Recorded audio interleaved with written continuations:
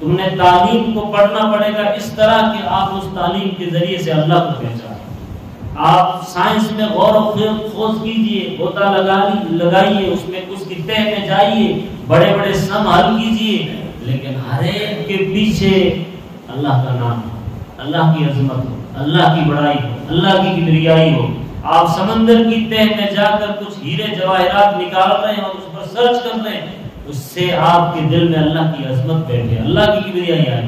آپ ہمالیہ پہاڑ کی چوٹی پر آپ گئے ہو پکنک کے لیے، اور جب آپ وہاں پر کھڑے ہو کر خدا کی قدرت کا منظر دیکھ رہے ہو تو اس وقت بھی آپ سائنس بول کر کے صرف غور و خوض کر کے اس کو ختم نہ کرو، بلکہ اس کے ذریعے سے اللہ کو پہچانو۔ آپ کے دل میں یہ دیکھو کہ میرے دل میں اللہ کی عظمت، اللہ کی کبریائی بڑھ رہی ہے نہیں بڑھ رہی۔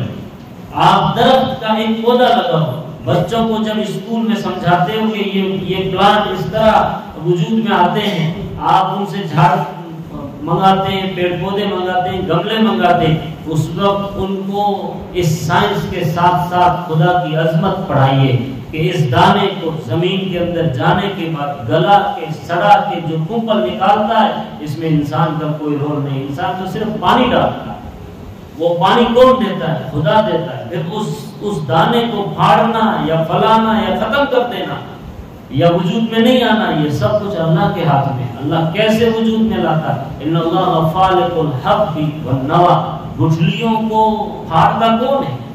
یخرج الحی من المیت، مردے سے زندہ کون کرتا ہے؟ یعنی اب تک وہ مردہ تھا، بے جان تھا، کچھ نہیں تھا، اب اس میں زندگی آنے لگی، اب پھونکلیں آنے لگی، اب پھلنے لگا، پھولنے لگا، اب فلاورز آنے لگے، اب فروٹس آنے لگے، یہ کون کرتا ہے؟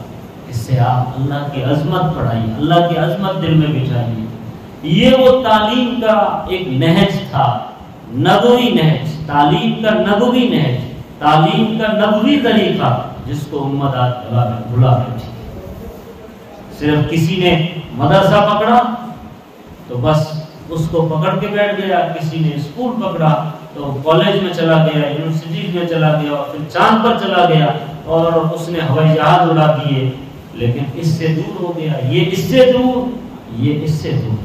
دونوں ایک دھڑ تھا، ایک جسم تھا، علم ایک ہے، خدا ایک ہے، ویسے اس کا علم ایک ہے، خدا کا نور ایک ہے، خدا کی روشنی دو نہیں ہے، ویسے اس کا علم، اس کا نالج بھی ایک ہے، لیکن اس کو جنہوں نے بھی دو دھڑوں میں تقسیم کیا، وہ امت کی اس گمراہی اور اس بگاڑ اور اس بیکورڈ اور جو پیچھے یہ دھکیلی گئی، اس میں سبھی وہ لوگ اس قصور کے اس کے قصوروار ہیں اور اس کے مجرم۔ نہ مدرسہ ہے نہ اسکول ہے، بس ایک تعلیم گاہ ہے جہاں سے دونوں تعلیم، ایک ہاتھ میں قرآن ہو تو دوسرے ہاتھ میں سائنس ہو۔ آپ کو اللہ نے دو ہاتھ دیے تو دونوں کتابیں آپ کے بازو میں ہونی چاہیے، دونوں کتابیں آپ کے سینے میں ہونی چاہیے۔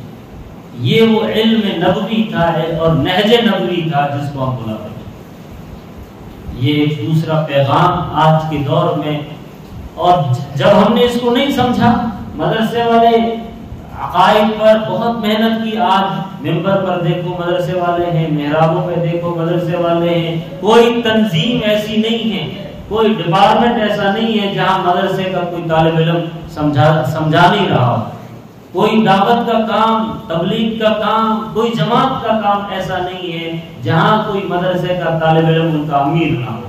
ہر جگہ وہ لوگ سرپرستی کر رہے ہیں، لیکن دوسری طرف وہ اسکول کے نظام، کالج کے نظام، دنیاوی تعلیمات سے کورے ہیں۔ یقیناً انہوں نے ایک چیز کو سنبھالا۔